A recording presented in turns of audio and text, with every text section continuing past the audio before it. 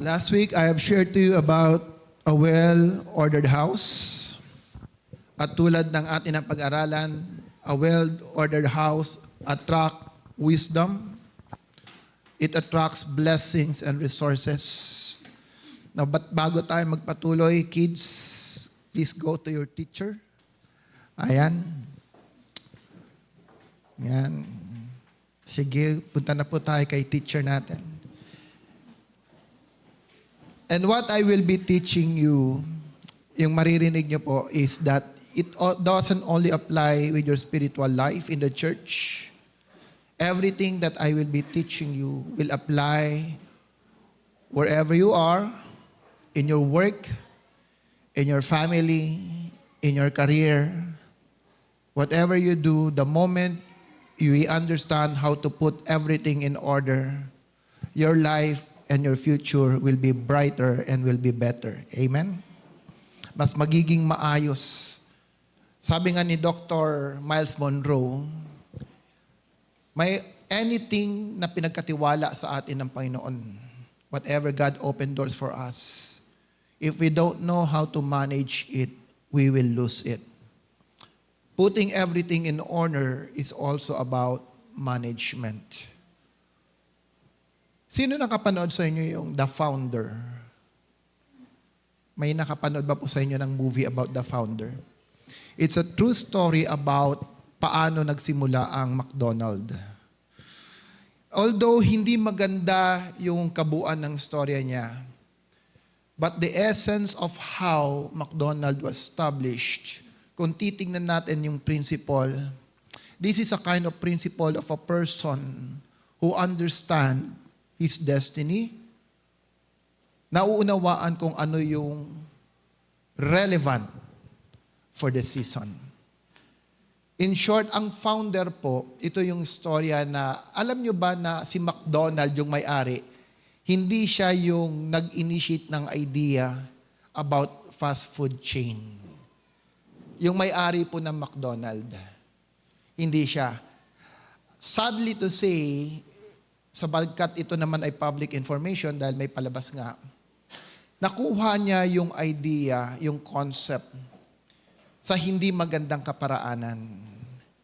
And at the end of the story, ang sabi ng magkapatid, ang magkapatid kasi po dito, sila yung talagang founder ng McDonald's. Sila yung nag-initiate ng idea.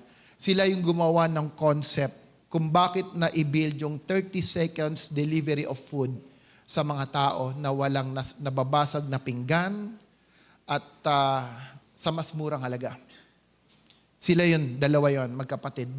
Their name, ang family name nila is McDonald's. Yung nakakuha po nung idea and concept, yung nagpalaki ng McDonald's, ang pangalan niya ay Ray Crooks. Yan, ito po yung movie, The Founder, Ray Crooks. Now, at the end of that story, tinanong siya, kasi inopen up nila yung franchising sa kanya, lahat ng konsepto, lahat ng sikreto, pinaalam sa kanya. Nagtataka yung may-ari. This is the key. Nagtataka yung dalawang may-ari. Sabi niya, bakit hindi mo na lang dinuplicate yung sistema sapagkat alam mo na lahat? Alam mo na lahat kung paano gawin Alam mo na kung paano namin ito kinonceptualize, paano na namin ito inayos. Alam mo na yung ingredients ng mga pagkain. Bakit hindi mo na lang ginaya? Bakit kailangan mo pang kuhain yung mismong company? Alam mo, sabi niya, because even you don't understand the reason that you are holding something big na mayroon kang hawak-hawak na mas malaki pa sa ginagawa mo. I like that statement. Sinabi niya, it's not about the system, it's not about the structure. Alam mong sabi po nung founder ng McDonald's, ang sabi niya, it's the name. It's about the name. What I would like to buy and take, it's not the product, it's not the idea, it's the name. Imaginein mo kung ang pangalan ng McDonald is McJason. Walang kakain siguro. O kaya yung pangalan ng may-ari, McCrooks. Sabi niya, mayroon kayang kakain na Amerikano na ang pangalan ay McCrooks. O kaya McJamaica. Bakit nag-boom si Jollibee? It's not the food. It's the name. Pag narinig mo palang Jollibee, parang iba yung dating. Ang naalala mo yung bubuyog na walang tenga. Alam mo, sabi, this is the reason I ran after the company. It's more than the concept, it's more than the idea, because it's the name. It's very American. It's very American. Don't you know that you have a big name that's entrusted to you? Alam mo ba that you carry such a big name that you hold in your hands? A name that will never be irrelevant, whether today or the days to come. Do you know that you have the name above every other name? The name that carries the brand, the King of Kings and the Lord of Lords. Do you know that you have in your hand the name Jesus Christ?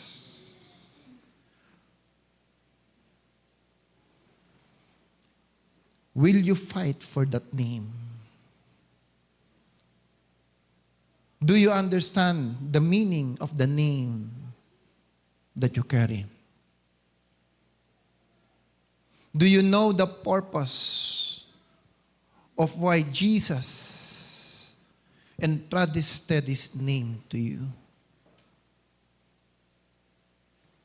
At the age of 52 years old, from nothing, from being broke, Ray Crooks become one of the biggest company in America in his time, earning $700 million revenue in a year. Why? Because of the name McDonald. If you only understand the name that you have in your hands, do you know that your life is so much powerful and can influence the nation? That's why Jesus wants us to understand what kind of house He is building, what kind of people He is molding. Because Jesus did not save us para tayo ay mabuhay sa sarili lang natin. Paul understand about the name Jesus. He understand the purpose of his calling. When Jesus encountered him, Paul knew at the time to live is Christ, to die is gain. Simula na ma-encounter niya ang Panginoong Jesus, naintindihan ni Apostle Pablo, it's more than knowledge, it's more than theology, it's more than Judaism, it's about the name. What does it carry? And because of this name, sabi ni Apostle Pablo, ang mabuhay ay para kay Kristo, ang mamatay ay para sa Kanya. Kung ganyan ang pananaw ng bawat mananampalataya, walang kapangyarihan ng demonyo ang kayang kang galawin. You will not be depressed, you will not be oppressed, because you know that in all things, God will always work for the good of those who loves Him. Sa atin dito, walang sino man na walang pinagdadaanan. Lahat tayo may pinagdadaanan. But how much we see God's purpose in our lives will enable us to stand firm in that calling. To understand what's our true purpose here on earth. Ano ba ang pinapagawa ng Diyos sa atin? Hebrew 3:6 says, "But Christ was faithful as a son over His house, and whose house we are." Can we open that? Hebrew 3, chapter 6. Hebrew 3, verse 6. Hebrew 3, verse 6.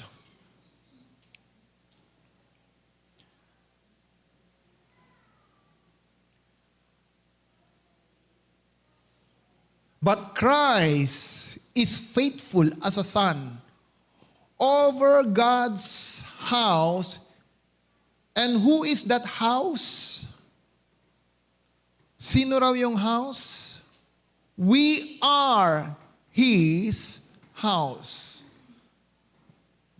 In other translation, it says, Jesus was faithful as a son over His house, and whose house we are.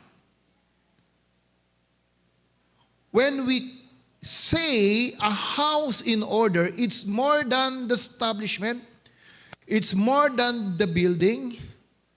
When we say about the house comprises of two elements, people and structure. People and structure. Sabi mo sa katabi mo, you are the house of Christ. Ikaw ang bahay na pinapatungkulan ng Diyos. Kaya kung may aayusin man ang Panginoon, ang unang-unang aayusin ay ikaw at ako. Discipleship is about the becoming more than the doing. Discipleship is about the becoming more than the doing. Listen, God doesn't need your skills and talent.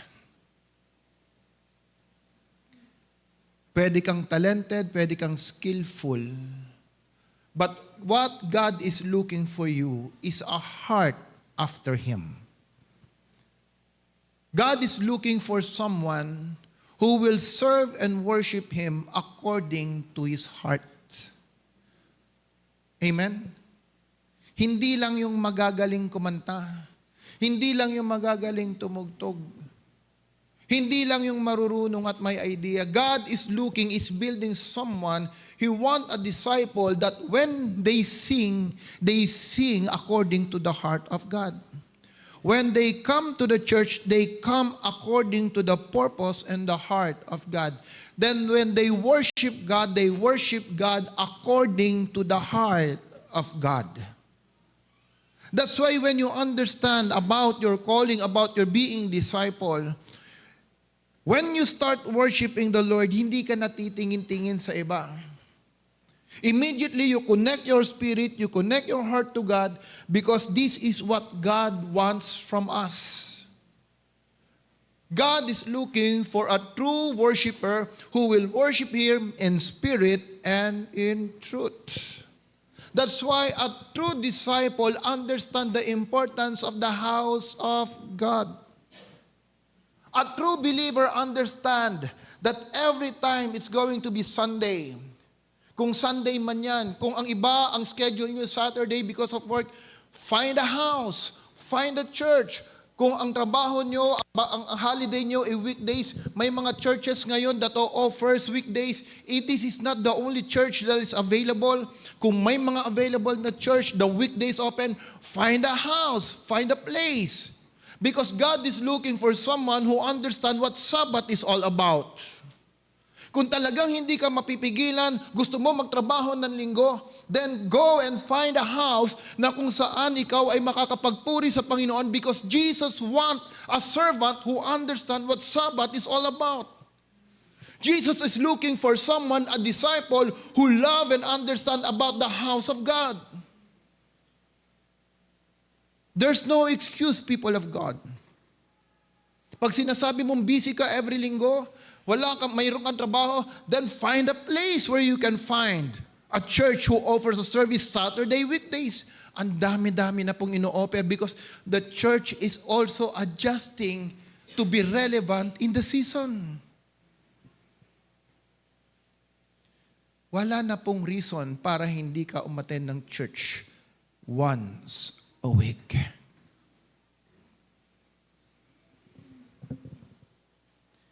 If this schedule doesn't fit you, if this house doesn't fit you, find a place that will fit you, that you may honor God. We don't just collect people. We would like to gather disciples.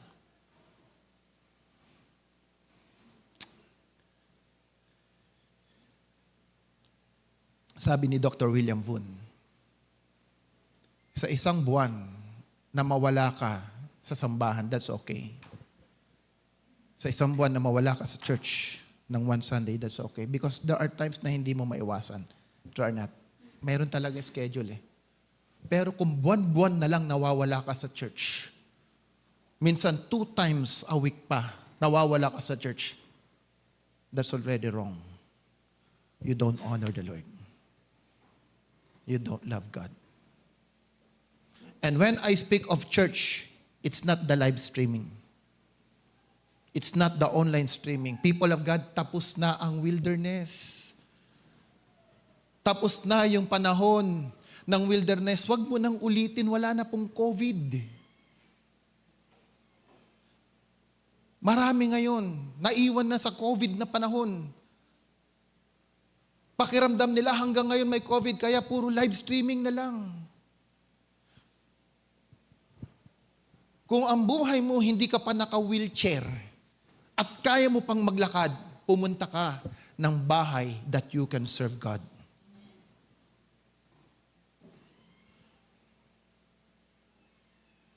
Because hindi po yan sinabi ng pastor. Hindi utos ni pastor yan. Utos ng Diyos yan. If you love me, you follow my command. And what is the command of God? What is the command of Jesus? Honor the Sabbath. That's why discipleship is so important for us to understand and realize who we are and what we are in the eyes of God. Write this down. If you know who you are and what you are, you will know what to do. If you know who you are and what you are, you will know what to do. Kaya hindi ako impressed sa taong nagsasabi, mahal ko ang Diyos. Ang always kong tanong, saan ang simbahan mo? I'm not impressed with people who are saying, I love God, pero walang church. I love God, pero hindi uma-attend ng church. Okay, listen. Sabi ng Bible, the church is the bride of Christ. Amen? Sa Tagalog, ang simbahan, siya ang Tagalog, tulungan nyo. Siya ang asawa ni Kristo. Tama ba? Alright. Kung ako ay anak, Ate Ranica, pwede ko bang sabihin sa nanay ko, sa tatay ko, Dad, I love you, pero I hate mom? Pwede ba yan? Kuya Jason, sabi ni, saan ba si Jimboy? Sabi ni Kuya Jim, mahal kita pero mama hindi. It's the same way when you say, Jesus, I love you, but you don't love the church. It's the same way. That's why our life are not being put in order because we don't follow the protocol of the King. If you want to follow, if you want to put your life in order, then abide to the protocol of the King. Amen? Now, when Solomon is building the house, what kind of protocol did God tell or instruct Solomon to build the house. Sabi ni Haring David, "Anak, ang blueprint ng pagbibuild ng templo binigay ng Diyos sa akin. Pero in order for you to build it properly, alamin mo ang Diyos ng iyong ama." Amen? Know the God of your father. Yan ang utos ni King David. A heart after God's own heart. A man whose heart is after God's own heart. Sabi ni Haring David ng kanyang tatay, "Anak, ikaw kasi inutusan ng Diyos na mag-build ng temple. Pero para ma-build ang temple, dapat kilalanin mo ang Diyos ng iyong ama." So, before Solomon start building the temple, he went and prayed to the Lord, "God, help me, give me wisdom to build the house."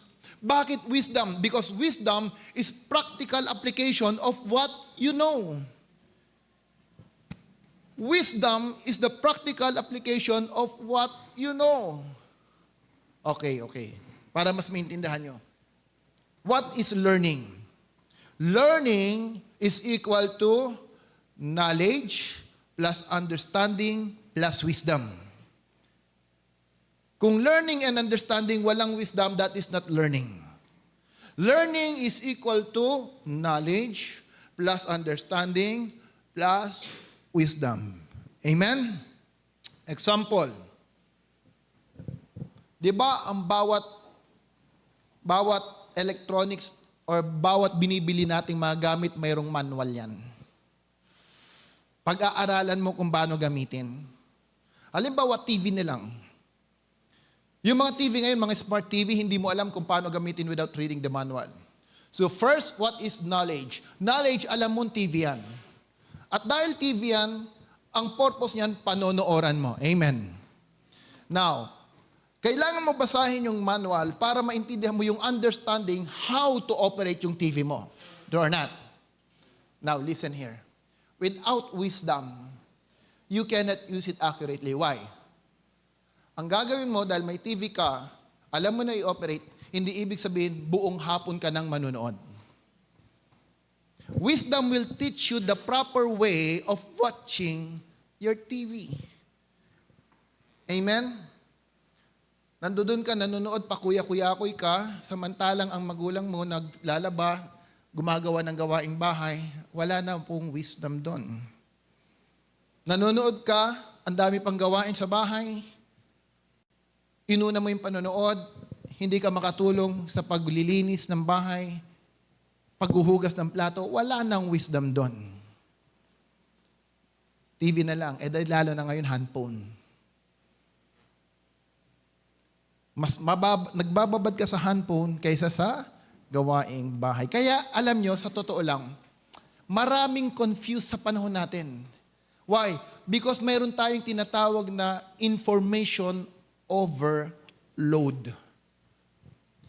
Sa panahon natin, may tinatawag na information overload. Nung mga unang panahon, si Marites, ang alam lang niyang kwento, yung kapitbahay niya. Ngayon, si Marites, ang alam na niyang kwento, sa ibang bayan na. True or not? Ang dami mo nang alam. Hindi na lang sa kapitbahay mo, mayroon ka na rin nababasang information doon sa buhay ng iba sa ibang bansa. So sa dami-dami ng alam mo, hindi mo na alam kung ano ang priority mo. Bibigyan ko kayong isang senyales na mayroon ka ng information overload. Pag lumabas ka ng bahay, pagkatapos mong susian, binalikan mo, ibig sabihin, confused ka na. Hindi na-experience yan.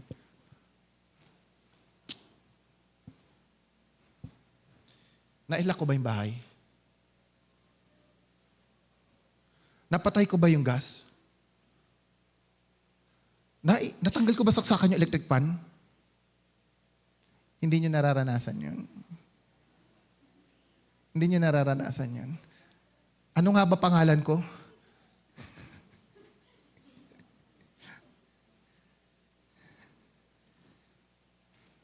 Let's face it.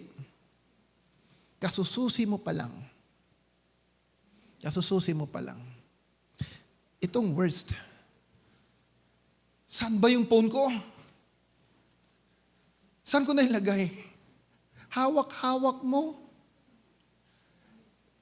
Hindi nyo na-experience yun? Hindi nyo na-experience yun? Ako na-experience ko, minsan nasa bulsa ko pala. Saan ko ba nailagay? Anak, tawagan mo nga, kilakil, tawagan mama. Ay, nasa bulsa ko pala. That's what you call information overload. That's why God is bringing us back into order so that we can fulfill our purpose. Amen? So what's the making? Anong sabi ng Diyos? Paano i-build yung temple? Number 1, 1 King chapter 6 to 7. Dalawa lang po ito. Dalawa lang sana. Okay. 1 King chapter 6 verse 7.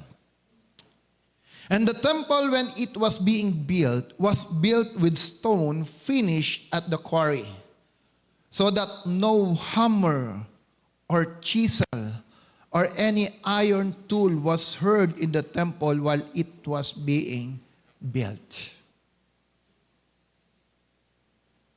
If you want to build a house in order, kailangan po yung mga vessels, yung mga materials na ginamit mo hindi maingay. What does it mean? Mahirap gamiting materials. Those who grumble in their hearts. Those who murmur. Mga murmuring, mga marereklamo. When Solomon built the house, ang sabi po ng salita ng Panginoon, no hammer or chisel or any other iron tool was heard at the temple site while it was being built. I want to listen here. Ayusin po natin about the order in the house, maging sa mga anak sa loob ng pamilya, because remember this, you can always obey without honoring. You can always obey without honoring. But you cannot honor without obedience. Pwede kang sumusunod, pero wala kang honor. Pwede kang tumutugtog dito ngayon, pero you don't how to honor leaders. Pwede kang nagwo-worship ngayon, pero pagdating sa bahay, you don't respect people around you. Obedience doesn't equate honor. Deuteronomy chapter 1 verse 27. Deuteronomy chapter 1 verse 27. 27. You grumbled in your tent and said, the Lord hates us. So he brought us out of Egypt to deliver us into the hands of the Amorites to destroy us. You grumbled in your tents. Listen. Murmuring doesn't happen in public. Murmuring doesn't happen in public. Murmuring happen in private places. Pag galit ka sa boss mo, you don't murmur na kaharap mo yung boss mo or maraming tao. Kailan ka magmumurmur? Pag kayong dalawa na lang ng close mo. Ito si boss, parang hindi ito nakakaintindi. Tama naman ginawa ko, siya naman ang mali. Ayaw mo lang magpakumbaba. Ganyan ba talaga ang totoong boss? Hindi modelo yan. Kaya mo bang sabihin sa public yan? No. You will look and find someone that are so close to you na pag sinabihan mo, pakiramdam mo, protected ka din. That's the reality. May isang taong nagsabi sa akin, huwag kang madaling maniwala sa tao na naninira ng iba. Huwag mong pagkatiwalaan ang tao. Huwag mong pagkatiwalaan isang tao na sinasabihan ka ng pangit patungkol sa iba. Dahil darating ang araw, ikaw din ang ipagkakalat niyan. Huwag kang matawa na pinagsasabihan ka, si boss nga ganito. Tapos, oo nga, no, talaga. Mag-antay ka ng panahon, ikaw din dadalihin yan. Sapagkat ang dahilan, hindi yung boss, yung puso ng taong nagsasalita. That's why Dr. William Woon advised me, you are in the body ministry. Be careful on how you speak with other pastors and leaders. Kasi mag-o-open up yan sa'yo. Magsasabi ng sentiments yan sa'yo. And the moment they open up their heart to you, be careful na hindi ikaw maging stumbling block for others.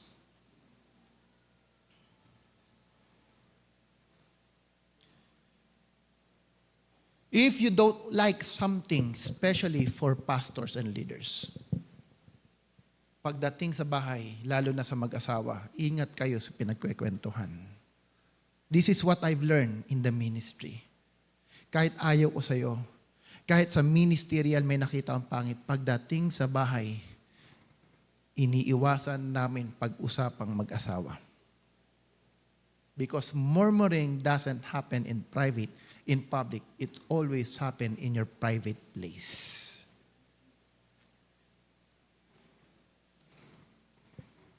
Amen? You cannot build a strong house. You cannot build a house in order when there are people who murmur inside the house. You cannot raise up leaders among people when that vessel always murmur or grumble.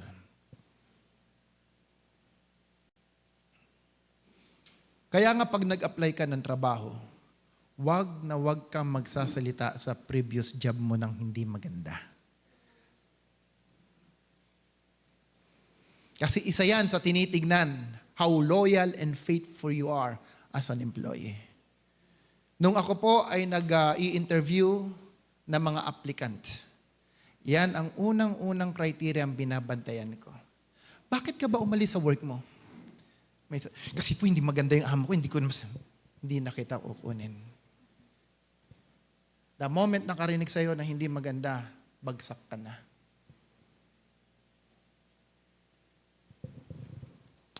Bakit ka nag-apply? Because I'm looking for promotion. Next. Career advancement. Next. Don't tell anyone negative. Kasi kung ano yung tinatanim mo, aanihin mo din yan. Ay, pastor, ano ba yung nagkukos ng murmuring? Bakit sila ganun? Ano ba yung dahilan? Bakit nagbumurmur ng tao? Simple lang. Anong sabi ni Jesus? Anong sabi ni Jesus? Luke 7:23. Luke 7:23.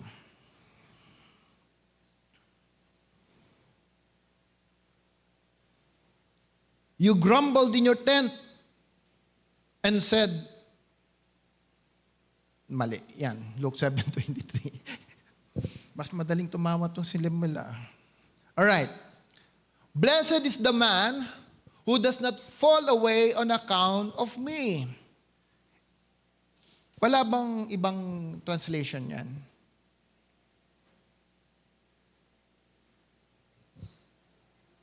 Wala. Ibang translation, wala. Pakitingin na ibang translation, please. Okay, ayaw ko rin yan. Ito na lang. Listen. Blessed is he who does not take offense of me. Bakit nagmumurmur ang isang tao? Simple lang, offended. The moment you are offended, then your faith become unstable. John the Baptist was raised by God to set a way for the Lord Jesus Christ. Amen. Makinig kayo. Si John the Baptist, anong sabi niya nung siya'y nagtuturo? Oh, there is someone who will come, who is more higher than me, who will baptize you in the Spirit. Someone na yung kanyang sandal hindi ko man lang maitali. Someone who will come, who is so anointed than me, he will baptize you with fire and spirit, with water and spirit. Amen? Behold the Lamb of God who take away the sin of the world. Sino yun? Si Jesus. Siya yun. Sabi niya, siya yun. Kaya ang ginawa ng mga disciple niya, siya pala, umalis at sumunod kay Jesus. True not. Pero nasaan si John? After a while, after the ministry of Jesus started, si John nagpatuloy ng ministry at because of that, hinuli siya at ikinulong at siya ay pupugutan ng ulo. Nung siya ay nasa kulungan na, sabi niya sa mga naiwan niyang disipulo, Kuya Jay, halika nga sandali. Pakitanong, siya ba talaga? True not? Siya ba talaga? Pakitanong mo nga kung siya talaga yung Messiah. Ano ginawa ni Kuya Jay? Pumunta siya. Jesus, ikaw ba talaga yung Messiah? Why? Because he is offended. Anong hinahanap ni John the Baptist? Akala ko ba yung Messiah, he will impose judgment in our situation right now. He will provide political deliverance right now. Bakit ako ngayon nakakulong? That's why Jesus said, blessed are those who are not offended because of me. Disciplers, listen here. Makinig kayo. Kung mayroon man nag-volunteer to disciple you, I'm telling you, they are not perfect. They will never be perfect. Kasi kung perfect yan, hindi mo nakasama yan. Na kay Jesus na yan. Malinaw? Malinaw.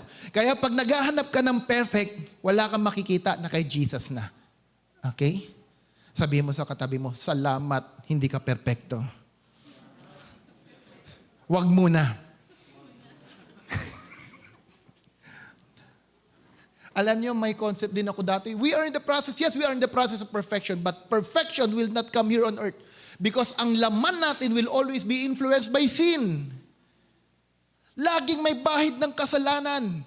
Yung ating laman habang nandito tayo sa mundo. Kaya kung titignan niyo kung pastor hindi na nagkakamali, you are wrong. You are wrong. Ang dami kong pagkakamali. Kaya who am I to judge your mistake? I cannot judge your mistake because I know you are not also perfect. You have so many imperfections in life. And who am I to judge you because of your imperfection? What I can only do is join you or not. Kung ayaw mo, di wag. Find another one. But to blame you of anything, hallelujah. Ang dami ko ng pinagdaanan. Ang dami ko nang naramdaman. Ang dami ko nang na-experience about misunderstanding, about pain. Pero these people, until now, they are my friends.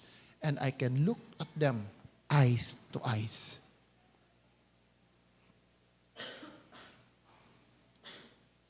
If you are truly a leader,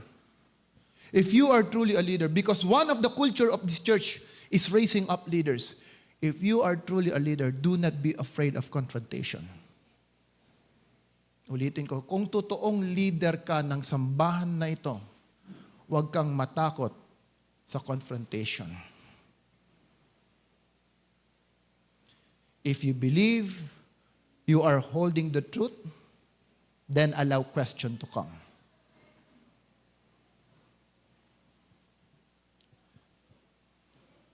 Alam mo, pag ayaw ko sa'yo, kakausapin kita. Sasabihin ko, ayaw ko sa'yo. Alam ni Jassy yan.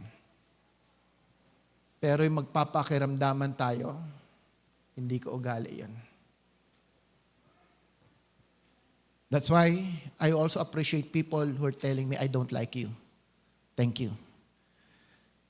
Yes, mas magandang kasama yung mga tao na open sa'yo. Na hindi sinasabi, Kuya Jay, I love you, I love you, I love you, I love you. Pagharap kay Ate Lay, grabe to.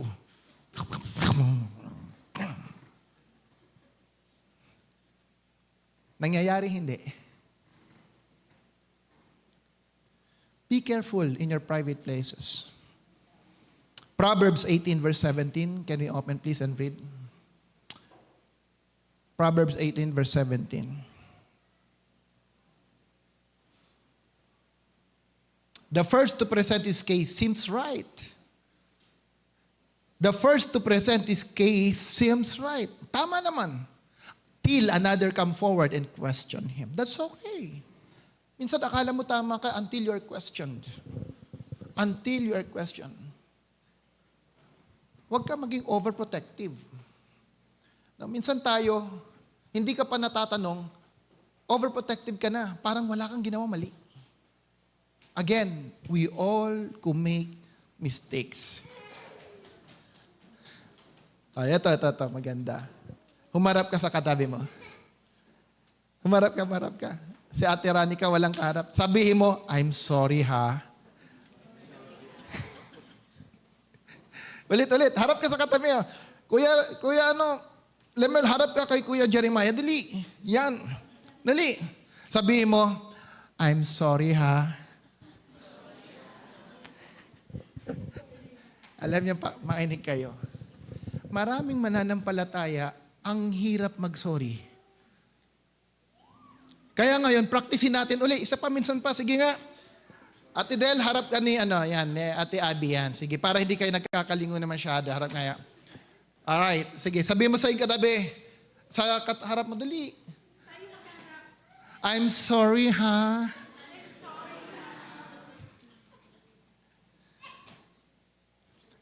Alam nyo, ang problema, madali lang ayusin. True or not? Madali lang ayusin, but because of pride, yung madaling ayusin, inabot na ng maraming taon, magkaaway pa din. Imaginein mo, people of God, like this. Magkaaway kayo, tapos parehas kayong ligtas. Mayroon ka bang kontrol kung maliligtas siya o wala? Wala. Sabi ni Lord, Kuya Jay, prayer partner mo, si Jai. Siya yung nangutang na hindi nagbayad. Ano sasabihin mo? Lord, may utang pa to. True or not? True or not? That's why, people of God, we need to put everything in order. If you want to make, I believe there is a restoration God is doing in the house. God is resetting everything in the house. Why? Because we need to start fresh. God showed me, it's not about the instrument. It's not about the aircon. It's not about the skills and talent. It's all about the heart of the people inside the house. Because when the house is ordered, the presence of God will always be there. But if the house is not in order, gaano man kaganda ang facilities natin sa loob ng simbahan, gaano man kagaling ang kumukuntog ng gitara, gaano man kagaling ang kumakanta, but if the house is not order, God will never be there. And if God will never be there, people will not be ministered. There will be no transformation in the heart of the people. So this is the journey that I will think the church will be taking in these months, in these days to come. We need to put everything in order.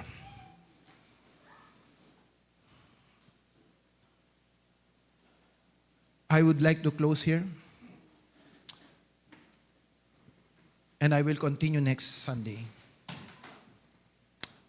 Pastor, help me. Paano ako maiwasan yung offense? How can I protect my heart against offense? Lahat tayo nasasaktan. Sige, worship team, pwede na kayo umakyat. Can we all stand? Lahat po tayo nasasaktan. Minsan, hindi man directly sa tao nanggaling yung balita, kundi narinig mo lang sa iba. pero nasaktan ka. What will you do? What will you do? Will you treasure that offense? Will you keep that pain? How you will manage it? How you will manage it? There was a man in the Bible. There was a man, kung offense lang ang pag-uusapan, I think wala nang iba. Aside from the Lord Jesus Christ, aside from Him, alam natin yung ginawa ng Panginoon. It's a great model on how to handle offense. Even at the cross, Jesus said, Father, forgive them for they do not know what they are doing. Amen? But there's also another man. This man has a heart after God's own heart. He carries the same heart like God. He was anointed as king. Anointed as king. Listen. I want you to listen here. Nakaupo pa yung hari, naghanap na ng Diyos ng kapalit. At ang sabi ng Diyos, itong taong to ang puso niya, siya ang pinili ko. Siya ang susunod na may hari.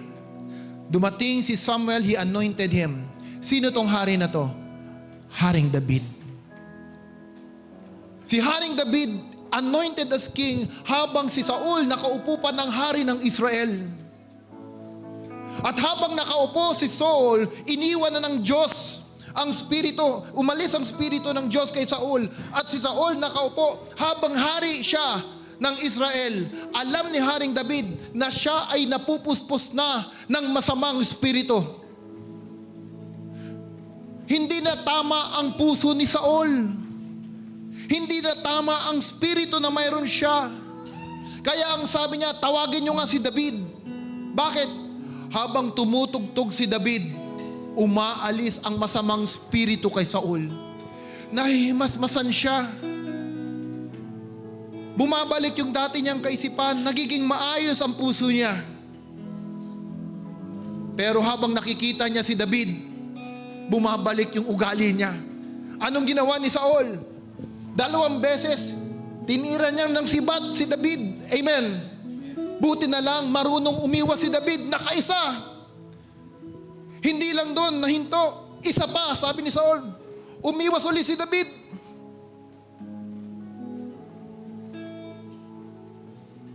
Tanong, sinibat ka na ba ng kaaway mo?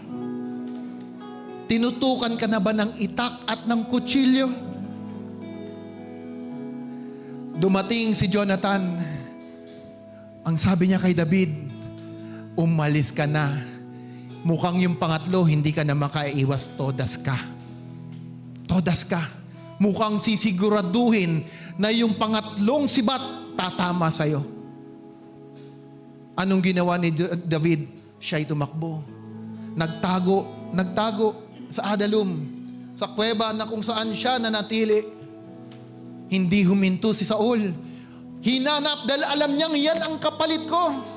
Yan ang uupo sa trono. Masikat sa akin yan. Kailangan mawala yung masikat dahil ako lang ang sikat. Alam niyo, madaming masikat sa iyo. Hayaan mo na sila. Habang sila'y naghahanap kay David, napunta sila sa kuweba.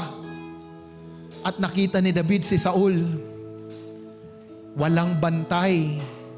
Walang bantay. Anong ginawa ni David? Linapitan niya. Pinunit niya yung laylayan ng damit ni Saul. At sabi niya, bantayan niyo ang hari. Pinapabayaan niyo. Ito, nakalapit ako. Nakita ni Saul, totoo nga. Kung hindi tama ang puso nitong taong to, kaya niya akong patayin. Anong sabi ni Saul? My son! Naalala niya, anak kita talaga. Kasi kung hindi kita anak, pinatay mo na ako. Pero patuloy si David tumatakbo. Alam niya siya na ang hari ng Israel. Alam niya na siya yung anointed ng Diyos. Pero takbo pa rin siya ng takbo. Bakit? Kasi hinahabol pa rin siya ni Saul. Ayaw siyang tigilan. Gusto siyang patayin. Isang araw, Pumunta ng gera si Saul kasama si Jonathan. At siya ay namatay. Siya ay namatay. Listen here. May dumating kay David. 2 Samuel chapter 1 verse 14 to 15. 2 Samuel chapter 1 verse 14 to 15. Let's start with verse 13, please. Let's start with verse 13.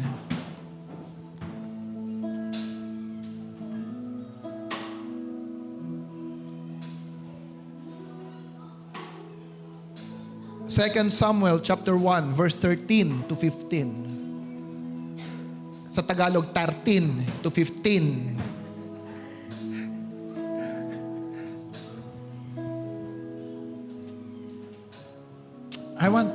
Let's read this one.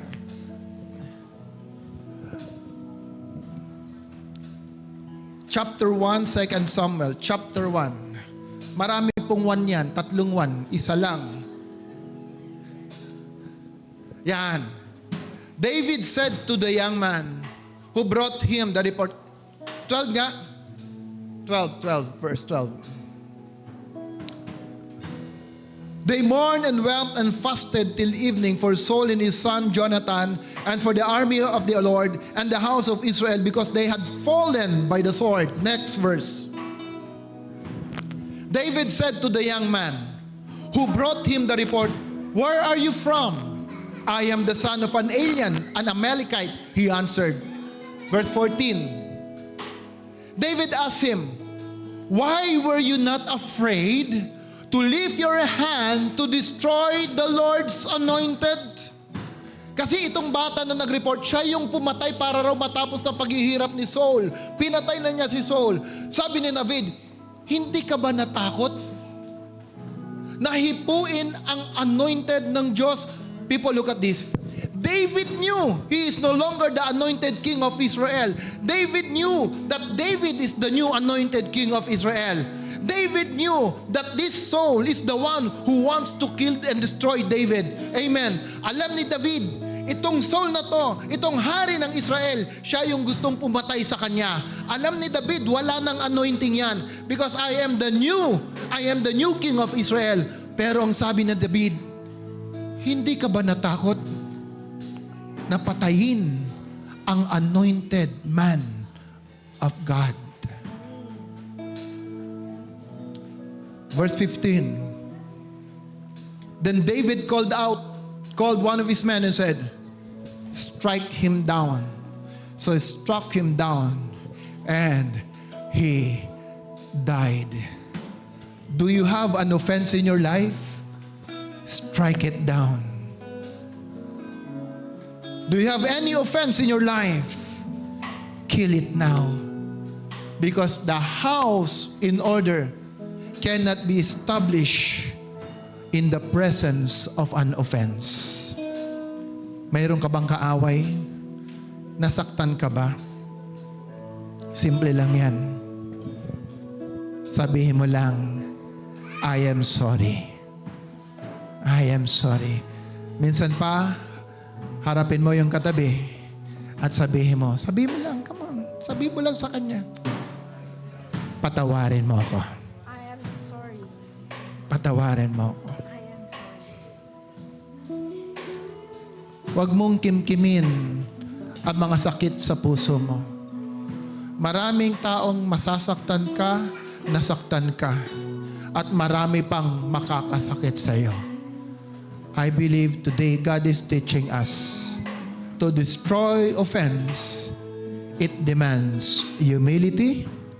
It demands forgiveness. If you are here right now and you hear this message, God is just telling you, go find that man or woman who hurt you.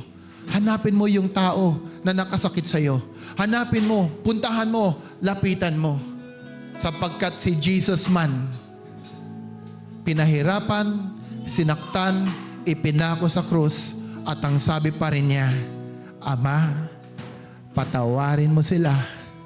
Hindi nila alam ang kanilang ginagawa. Panginoon, maraming salamat. Salamat sa iyong mensahe. Salamat sa pagtuturo that the house in order demands humility. It demands true repentance and forgiveness. Hindi po kayang tumayo, maging maayos na isang tahanan kung hindi kami marunong humingi ng tawad at magpatawaran sa bawat isa. There is a great demand right now. Many are hurts. Marami nasasaktan. But yet, because you've said it, O God, and you have set an example, we want to be part of a house that is established. A house that is in order. And because of that, Holy Spirit, I pray, teach us to humble ourselves. Teach us to do what is right. Salamat, Panginoon.